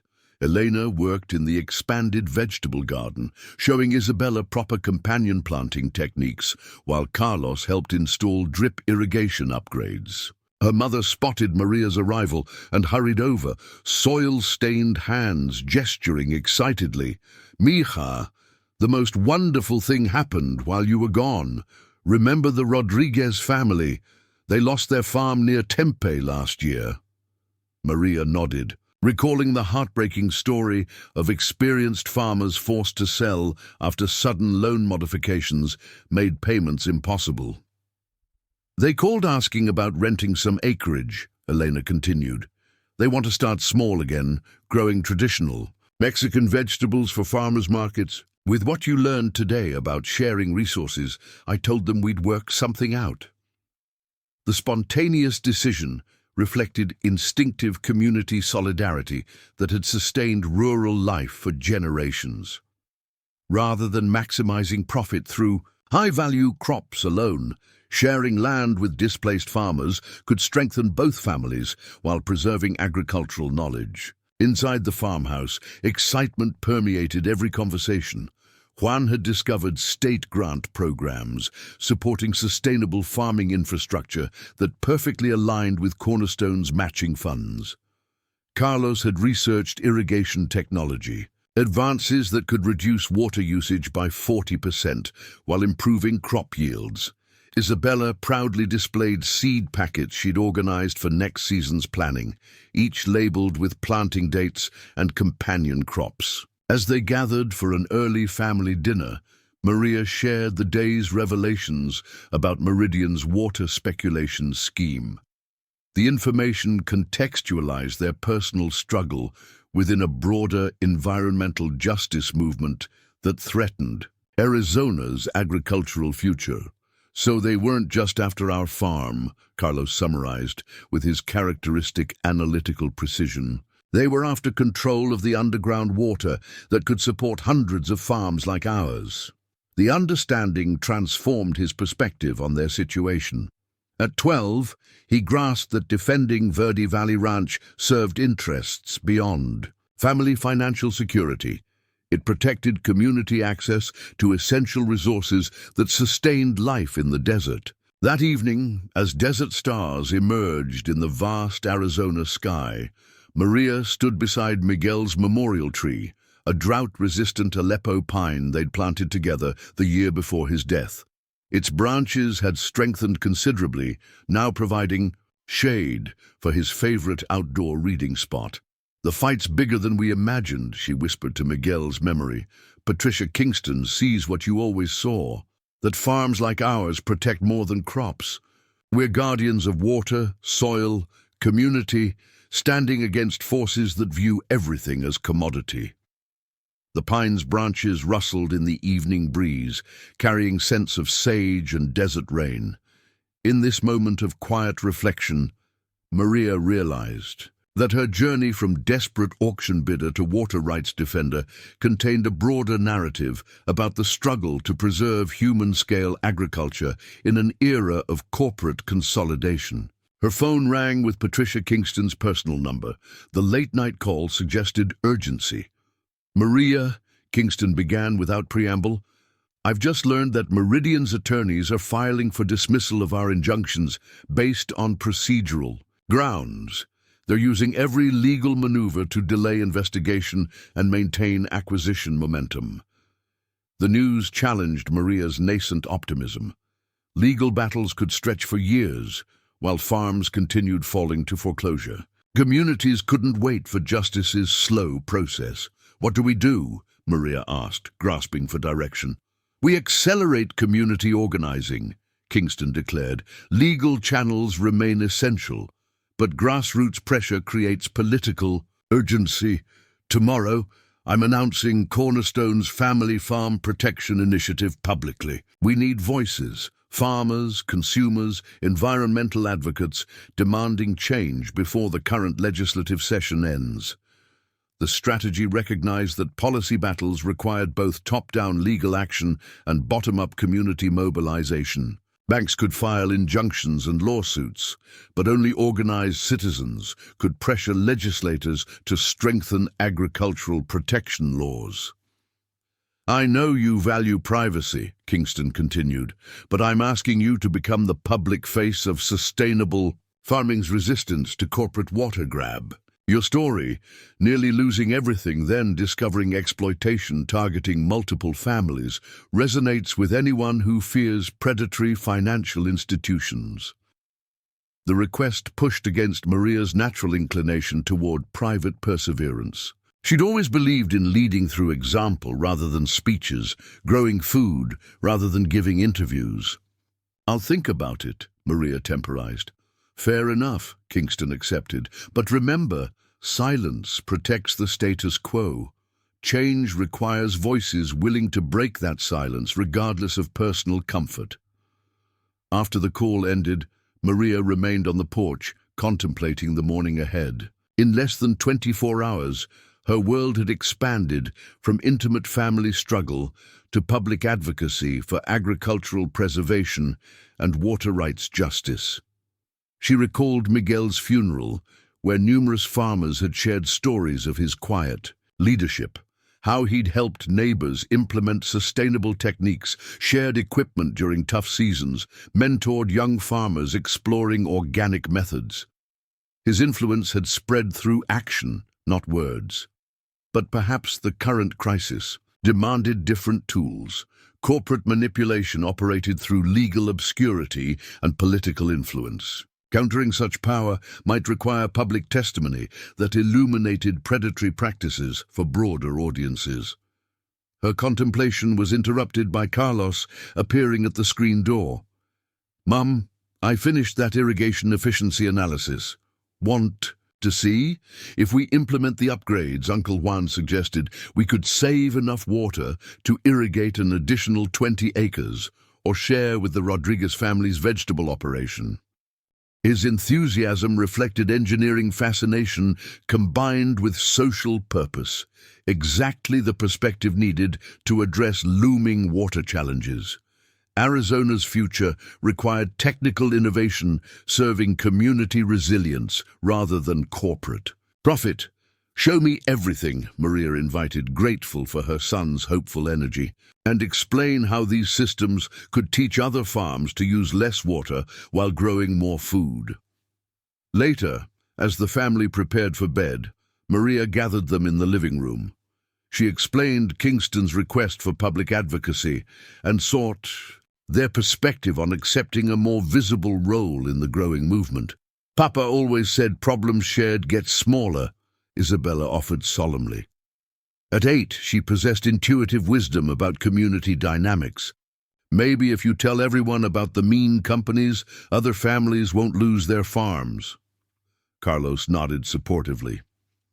"And if we show how we're fixing things, other kids my age might want to become farmers instead of thinking farms are old-fashioned." Elena smiled at her grandchildren's insights. "Your father fought quietly for what he believed, but times change, mija. Sometimes justice needs a megaphone." Juan, ever the pragmatist, outlined practical considerations. Public advocacy increases, both opportunity and risk. Television appearances, newspaper profiles, social media presence all create pressure points Meridian might exploit. But silence guarantees their narrative dominates. The family discussion continued past usual bedtimes, weighing personal privacy against collective responsibility. They examined potential impacts on the children's school lives, considered security, measures for handling possible harassment, and strategized about managing Maria's farming responsibilities alongside public appearances.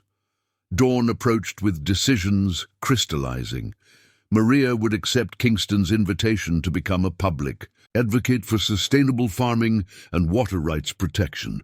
But she'd establish clear boundaries, speaking only about issues directly affecting agricultural survival, avoiding personality conflicts with corporate leaders, and ensuring family safety remained paramount.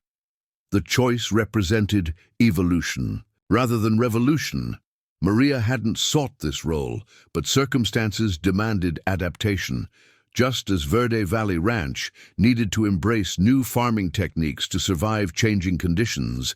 Its guardian needed to develop new skills to protect it from unprecedented threats. As morning light crept across the desert landscape, Maria felt Miguel's presence more strongly than any time since his death. Not as absence, but as continuity.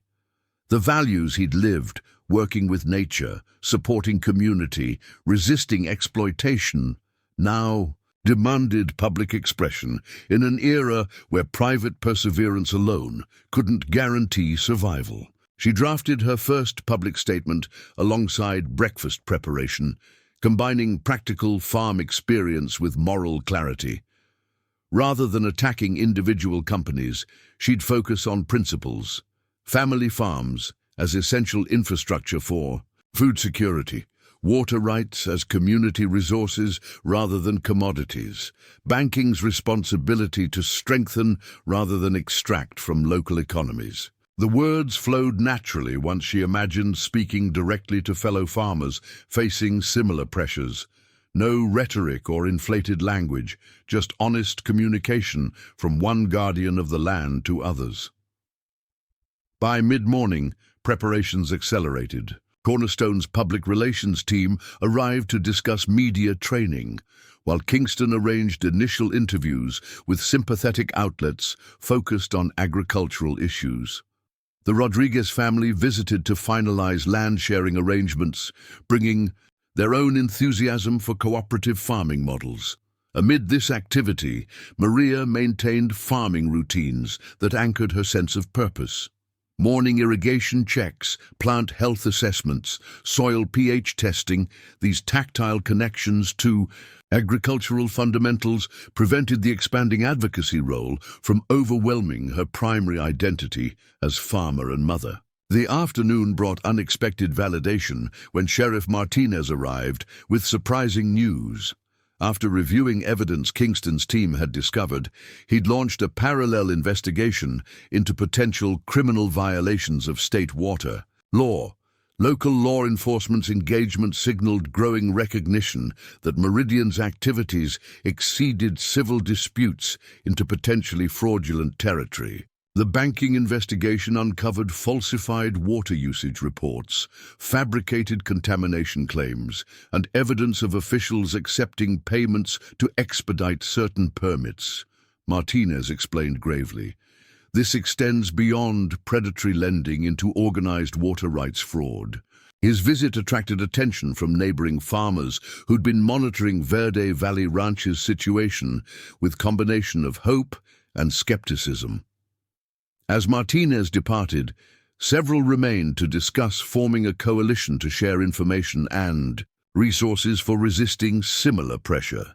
Maria found herself naturally assuming leadership, explaining Kingston's findings, describing sustainable techniques they'd successfully implemented, offering her newly acquired knowledge about legal protections. The spontaneous gathering evolved into a planning session for regional cooperative farming networks that could strengthen collective bargaining power against corporate buyers. By evening, Verde Valley Ranch had transformed from isolated survivor to catalyst for community organization. Phone numbers were exchanged, resource-sharing apps established, meeting schedules coordinated. The crisis that had nearly crushed Maria's family was fostering connections that could sustain entire farming communities. That night, reviewing the day's whirlwind developments, Maria recognized a fundamental truth about defensive struggles transforming into positive movements. Fighting to preserve something requires eventually fighting for its flourishing. Resistance alone couldn't sustain hope. Vision for better futures motivated persistent action. She called Patricia Kingston with her final decision. "I'll do the public advocacy, not just because we need to stop Meridian, but because we need to show what's possible when communities stand together for a different kind of future." Kingston's response carried both satisfaction and strategic planning. Perfect timing. Tomorrow morning, we're filing a class action lawsuit on behalf of all 17 affected farms, plus any others who've experienced similar manipulation. Your testimony will humanize statistical evidence, but more importantly, it demonstrates that resistance works, that ordinary citizens can challenge institutional power and win. The conversation concluded with practical arrangements for the next day's press conference. Maria's first public appearance would transform Verde Valley Ranch's near loss into a rallying cry for agricultural preservation and water rights justice across Arizona. As she prepared for another short night's sleep before the dawn of a new challenge, Maria reflected on the rapid evolution of her circumstances. The humiliation endured at that auction house had catalyzed a series of connections and revelations. That elevated personal crisis into community transformation. Miguel's legacy, she realized, wasn't just Verde Valley Ranch's survival. It was the principle that land belongs to those who steward it respectfully, that water serves communities rather than profits, that families united in purpose could resist even the most powerful exploitation. The battles ahead promised difficulty. Meridian wouldn't surrender significant water assets without exhausting legal maneuvering. Media appearances would challenge her private nature. Public scrutiny might intensify pressure on her children and threaten carefully maintained routines. But the alternative, silent surrender to systems designed to separate families from land and communities from resources, had become unthinkable. Tomorrow would witness the first step in a longer journey toward agricultural justice, but tonight belonged to preparation and family solidarity that anchored all meaningful resistance. As desert stars blazed overhead in their timeless positions, Maria Santos finally found peaceful sleep, knowing that morning would bring new challenges, but also powerful allies committed to ensuring that banking served agricultural communities rather than the reverse. The conference room at Cornerstone First National Bank pulsed with anticipation as journalists arranged cameras and photographers positioned lights. Maria Santos sat between Patricia Kingston and Michelle Chen, her weathered hands folded on the polished walnut table, representing thousands of Arizona farmers threatened by corporate water speculation schemes. She dressed deliberately in her best Sunday outfit, a simple navy dress that Elena had ironed with careful attention to every crease. Unlike the business suits surrounding her, Maria's attire spoke to the dignified simplicity of rural life that deserved protection from financial predators. This morning, Kingston began to the assembled media, Cornerstone First National Bank announces the largest coordinated legal challenge to predatory agricultural lending in Arizona history. Our investigation has uncovered a systematic campaign by Meridian Financial Holdings and its subsidiaries to force family farms into foreclosure for water rights acquisition. The room crackled with professional energy as reporters recognized a major story developing. Kingston's reputation for scrupulous honesty lent immediate credibility to allegations that might have seemed fantastic from less respected sources. Chen presented evidence methodically. Loan modification patterns targeting vulnerable farms, coordinated water rights manipulation, shell companies obscuring ownership trails. Each revelation built toward an undeniable conclusion. Meridian had engineered a scheme to privatize Arizona's groundwater through foreclosure. When Kingston introduced Maria, the atmosphere shifted palpably. Media professionals recognized authentic, human narrative emerging from statistical analysis. Cameras focused intently as she began speaking, her voice steady despite obvious nerves. 3 months ago, I stood in this city's auction house, watching strangers laugh at my $15,000 bid to save my family's farm, Maria began, her words carrying the weight of lived experience. I thought my failure came from my own inadequacy, that I couldn't continue what my husband built after his death. She paused, gathering strength from remembering Kingston's dramatic entrance. That day taught me that what I perceived as personal failure was actually systematic exploitation. Verde Valley Ranch wasn't failing because we lacked skill or determination. We were being deliberately pushed toward foreclosure to separate our land from its water. The first question came from a seasoned agricultural reporter who understood farming's complexities. Ms. Santos, how do you respond to banks claiming they're simply managing risk in volatile agricultural markets? Maria's response drew from both practical experience and moral clarity. Real risk management supports farmers through difficult seasons while protecting lending institutions. What Meridian practiced was risk creation, engineering conditions that guaranteed failure, then profiting from that failure through land acquisition. Her words resonated with reporters familiar with Arizona's farming struggles.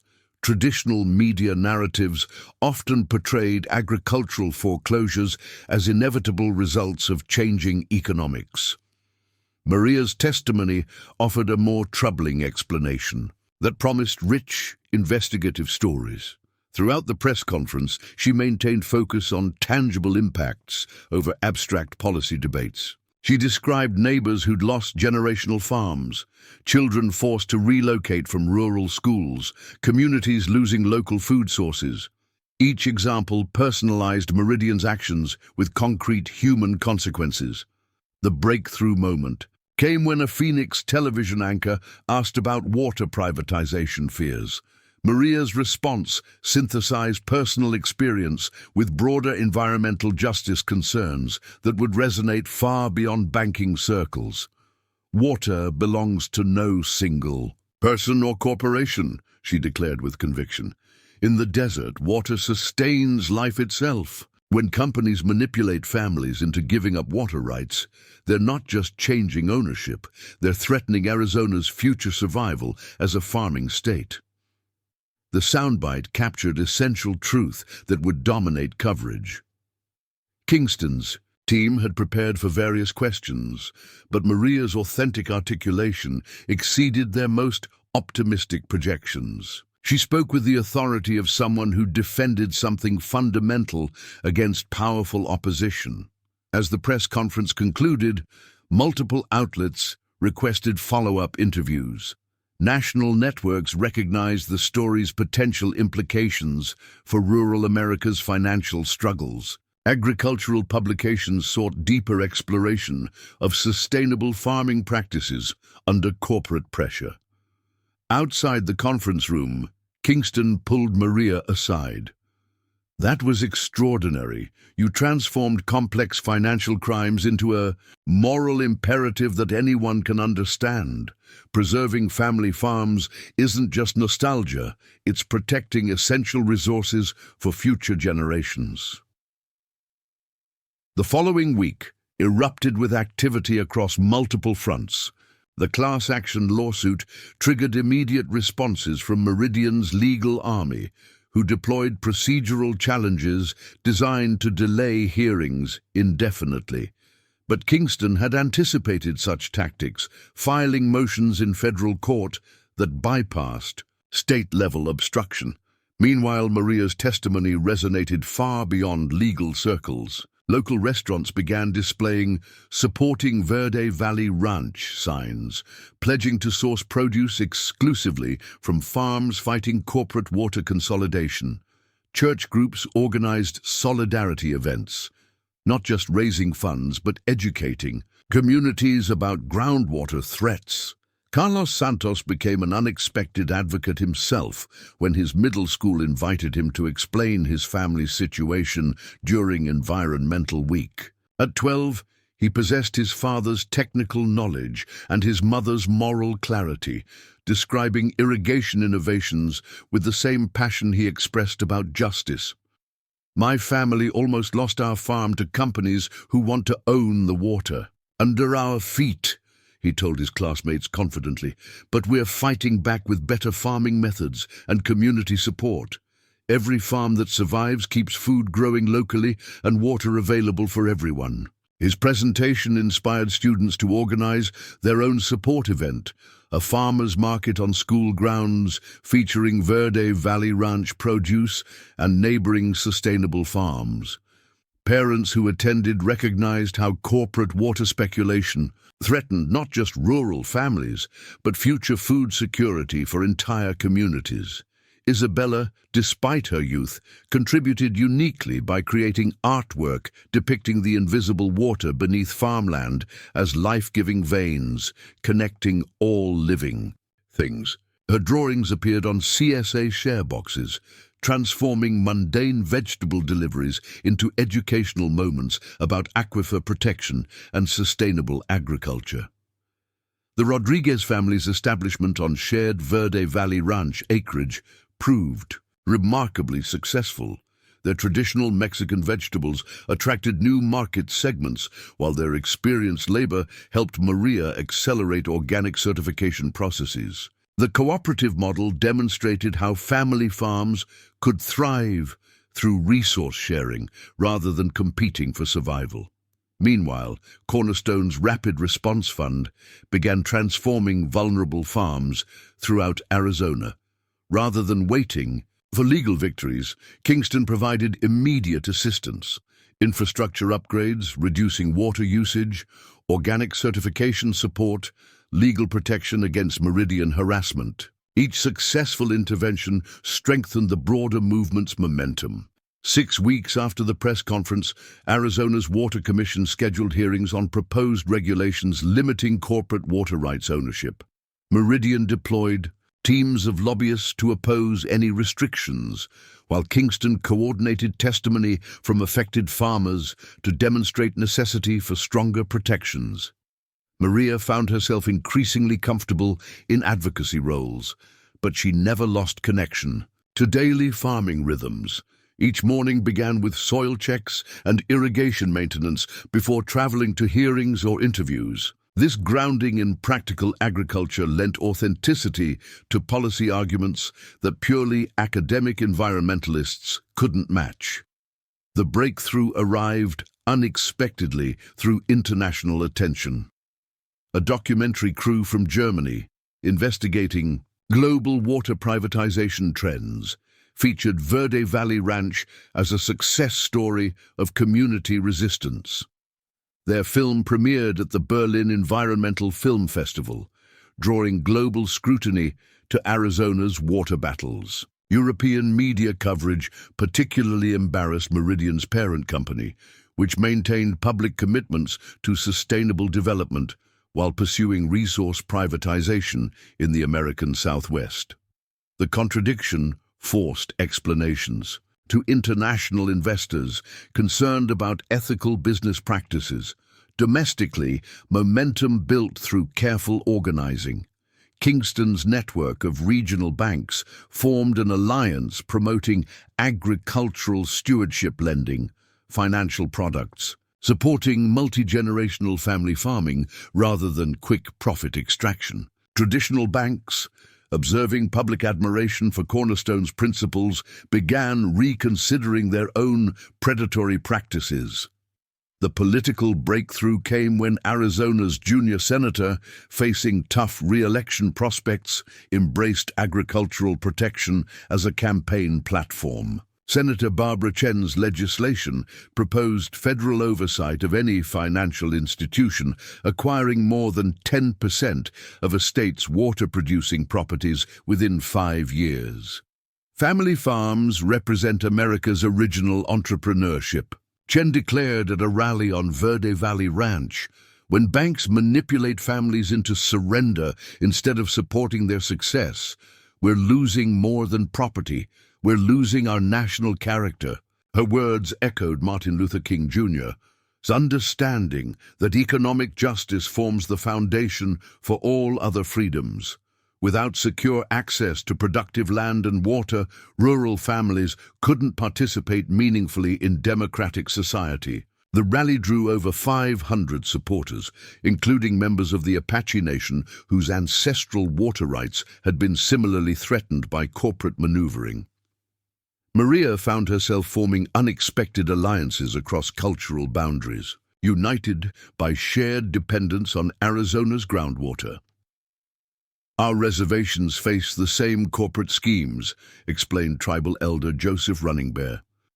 "Different tactics, same goal. Separate indigenous peoples from water that sustained us for thousands of years." These connections expanded the movement's scope beyond agricultural concerns to encompass deeper questions about resource sovereignty and environmental justice.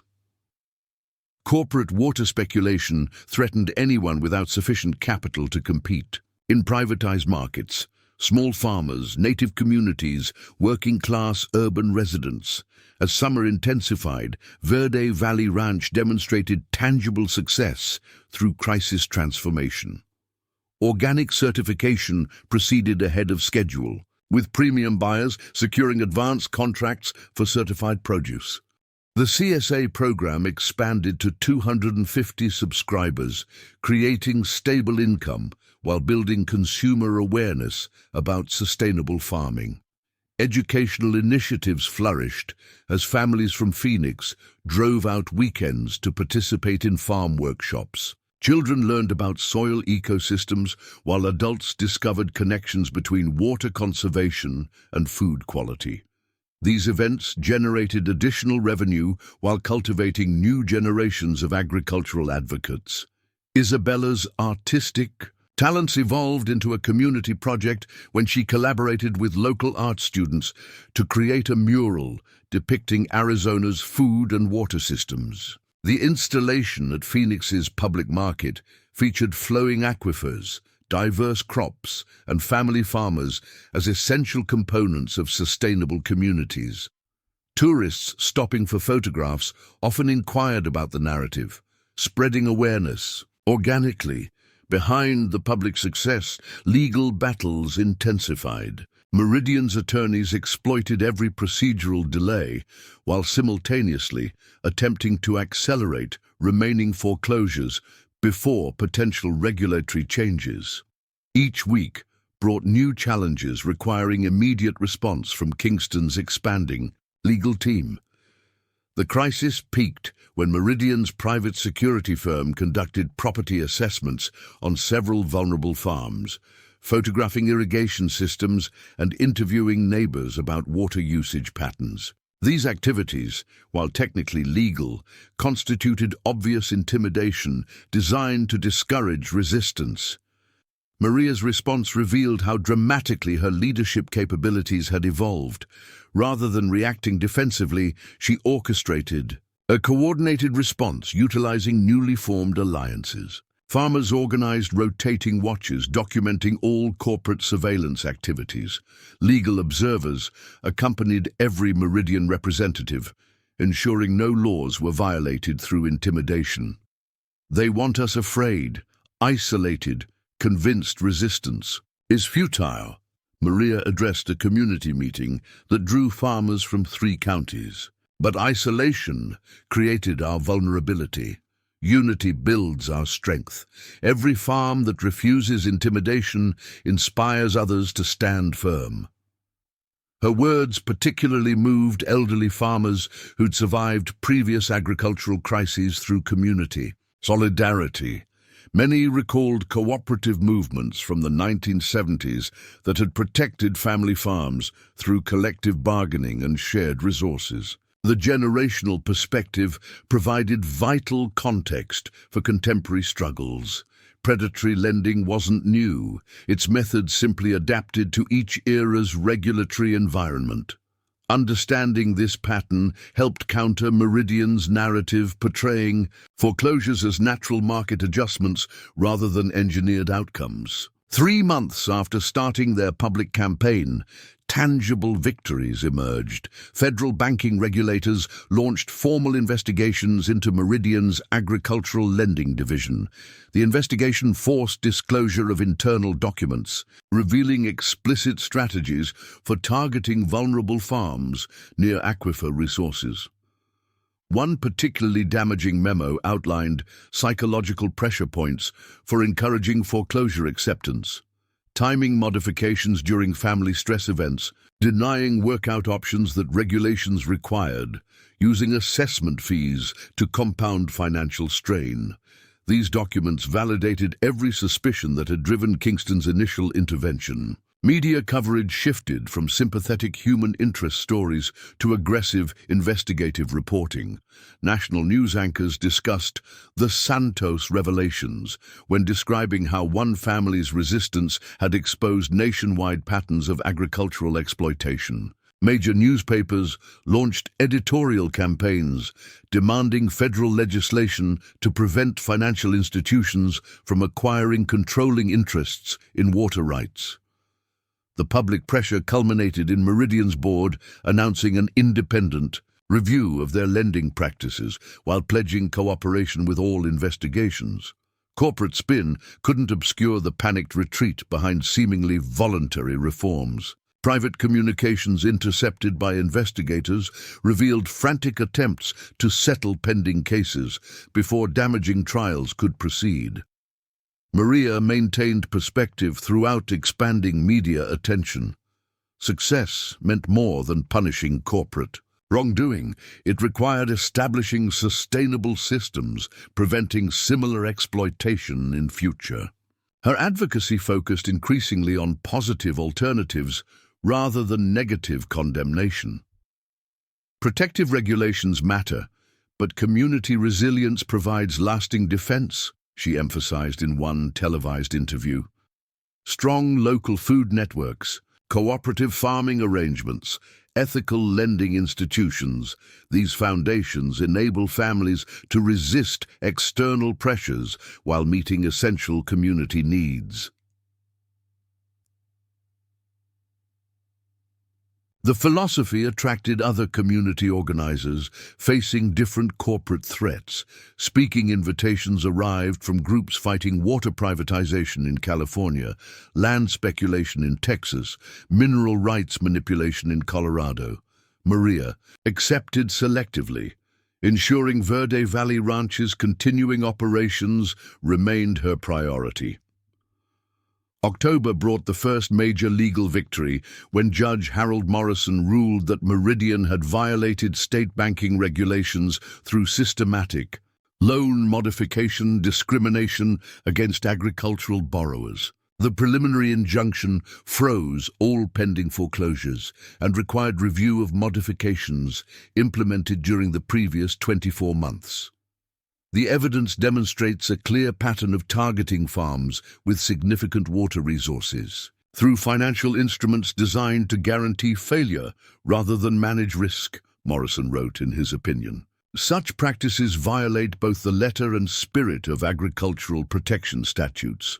The ruling triggered seismic shifts throughout Arizona's financial sector. Banks scrambled to review their own agricultural loan portfolios, concerned that similar patterns might invite regulatory scrutiny or class action litigation. Some preemptively offered modified terms to distressed farmers, prioritizing relationship preservation over maximized extraction. For Maria, vindication carried complex emotions, celebration of justice mixed with grief for farms already lost. Determination for continued struggles balanced against exhaustion from months of intense advocacy. The victory proved partial. Meridian would appeal. Challenging could stretch years. Other communities faced similar threats. She returned to Verde Valley Ranch that evening, seeking solitude among rows of heirloom tomatoes nearly ready for harvest. The desert sunset painted mountains in shades of amber and rose, while irrigation water murmured its eternal rhythm across carefully planned channels. These basics hadn't changed despite surrounding upheaval. Miguel's memorial pine had grown significantly since spring, its branches providing unexpected shade where none existed before. Maria sat beneath its protection, feeling her husband's presence tangibly for the first time since beginning this larger journey of justice. "Your dream isn't lost," she whispered to his memory. "It expanded beyond what either of us imagined possible.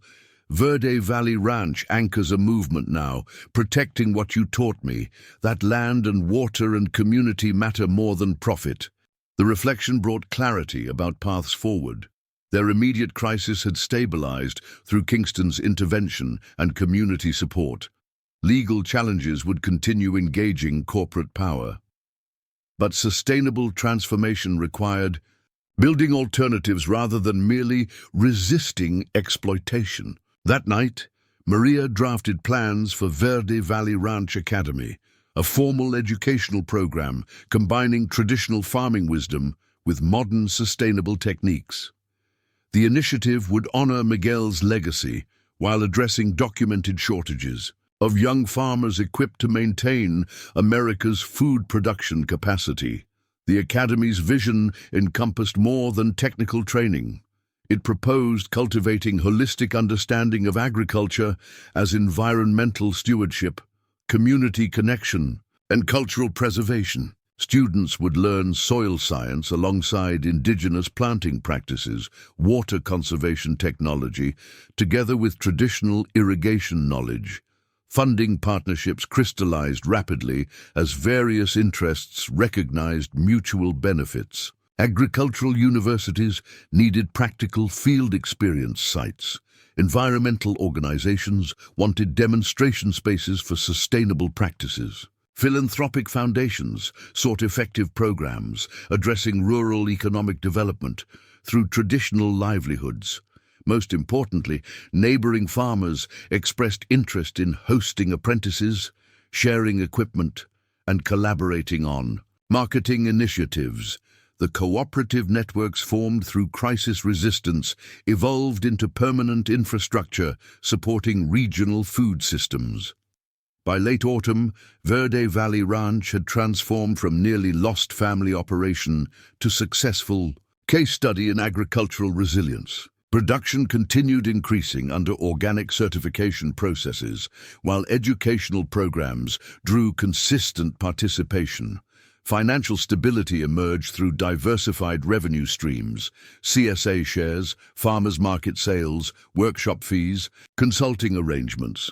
Carlos had begun documenting the farm's technological innovations through a YouTube channel that attracted surprising viewership from aspiring young farmers worldwide. Isabella's art projects continued inspiring junior environmental advocates at schools throughout Phoenix. Their children's confidence in agricultural futures reflected parents' successful defense of farming as viable livelihood rather than quaint anachronism. The broader movement Kingston and Maria launched also demonstrated remarkable progress. The Rapid Response Fund had assisted 47 farms across Arizona, with 36 successfully avoiding foreclosure through negotiated settlements or technological upgrades reducing operational costs. Each success story strengthened the network's capacity to help additional families. International attention accelerated when various European development banks contacted Cornerstone seeking partnerships in promoting ethical agricultural lending globally. Kingston's model demonstrated that banking focused on family farm preservation generated sustainable returns while building community wealth rather than extracting it. As December approached, bringing Verde Valley Ranch's first year under potential foreclosure to conclusion, Maria prepared to testify before Congress regarding proposed federal legislation protecting agricultural water rights from speculative acquisition. Senator Chen had sponsored the Agricultural Resource Protection Act with bipartisan support following Arizona's successful resistance against Meridian's schemes. The invitation represented culmination of a journey beginning with public humiliation. At that Phoenix auction house, Standing before national legislators, Maria Santos would speak with authority earned through defending principles fundamental to sustainable society. That water belongs to those who steward it responsibly. That families deserve opportunity to maintain agricultural traditions. That banking should strengthen rather than destroy local economies. The night before departing for Washington, Verde Valley Ranch hosted a community gathering celebrating their survival and ongoing transformation. Over 200 people crowded into the equipment barn, its interior decorated with harvest abundance, strings of dried chilies, braided garlic, preserved herbs hanging overhead. Children performed songs about agricultural joy, while adults shared food prepared from the land they'd fought to preserve. Patricia Kingston delivered remarks acknowledging how one family's crisis had revealed institutional failures requiring correction. Maria Santos didn't ask to become the voice for thousands of threatened farmers, but when crisis confronted her with impossible choices, she chose to stand. In standing, she discovered others willing to stand alongside. Today's celebration honors not just Verde Valley Ranch's survival, but proof that community strength still trumps corporate power when organized effectively. Robert Wellington, the former AFC representative whose presence at the auction had triggered Maria's public humiliation, attended the gathering unexpectedly. Having provided extensive cooperation with investigations after Meridian terminated his employment to scapegoat individual culpability, he approached Maria hesitantly. "I participated in systems I didn't fully understand until your resistance forced deeper examination," he acknowledged with evident remorse. "The lending modifications, acceleration triggers, assessment manipulations, I implemented procedures designed by others without questioning ultimate purpose or impact on families like yours." Maria accepted his acknowledgement with grace, reflecting Miguel's teaching about redemption's possibility. Understanding our roles in harmful systems allows choosing different paths forward. Your testimony strengthened investigations exposing these practices. As the gathering continued late into the desert night, Maria surveyed the assembled supporters, representing diverse elements unified through shared values. Farmers and bankers, environmentalists and business leaders, young students and elderly, traditionalists, all finding common purpose in preserving agricultural heritage against corporate resource monopolization. The stars blazed overhead with legendary Arizona clarity, their light traveling eons to illuminate this moment of community triumph. Maria thought of ancestors who'd similarly defended land against powerful interests across generations, understanding that such struggles defined each age's character as clearly as its achievements. Tomorrow would bring congressional testimony demanding federal action to protect America's agricultural foundation. But tonight belonged to celebrating local victory that proved national solutions possible. When communities organized around principles rather than mere profits, they could challenge even the most formidable corporate powers. As families departed into the darkness, children sleeping against parents' shoulders while adults walked with purposeful stride, Maria Santos stood with her own children on Verde Valley Ranch's porch. The farm that had almost slipped away now anchored expanding networks dedicated to agricultural justice. "We saved this place," Carlos observed with 12-year-old certainty. "But we did more than that. We changed how banks work, how farms survive, how people protect water." Isabella leaned against her mother, contemplating significance beyond her years. "Papa must be happy. We didn't just keep his farm. We made it mean something bigger." Their words captured essential truth about transformation achieved through crisis resistance. Verde Valley Ranch remained fundamentally the same. Fertile soil, reliable water, careful cultivation of crops feeding local communities. Yet everything had changed through understanding its place within larger systems of power, resource control, and justice. Maria gazed across familiar fields toward distant mountains silhouetted against starlit sky. The aquifer flowing beneath supported not just their crops, but community dreams spanning generations. Protecting that gift required eternal vigilance against those viewing water as commodity rather than commons. The battle with Meridian would continue through legal appeals and political maneuvers. Other communities faced similar threats requiring sustained resistance. Agricultural education, sustainable practices, cooperative economics, all needed ongoing development to ensure family farming's vitality. But standing on her porch, surrounded by children representing agriculture's future, Maria Santos felt profound peace about paths forward. They'd proved that defending land from corporate predation was possible when allies emerged from unexpected quarters and communities united around essential values. Tomorrow brought congressional testimony that might influence national policy, protecting American agriculture from financial manipulation. Tonight offered something equally precious, certainty that one family's stand against injustice had sparked broader awakening to economic systems requiring fundamental reform. The desert wind carried cool December scents, minerals and sage, and distant rain. Maria breathed deeply, filling her lungs with air connecting all things breathing across the vast Arizona landscape. In defending Verde Valley Ranch, they'd defended more than property. They'd preserved space where future generations could maintain intimate relationship with earth, water, and each other.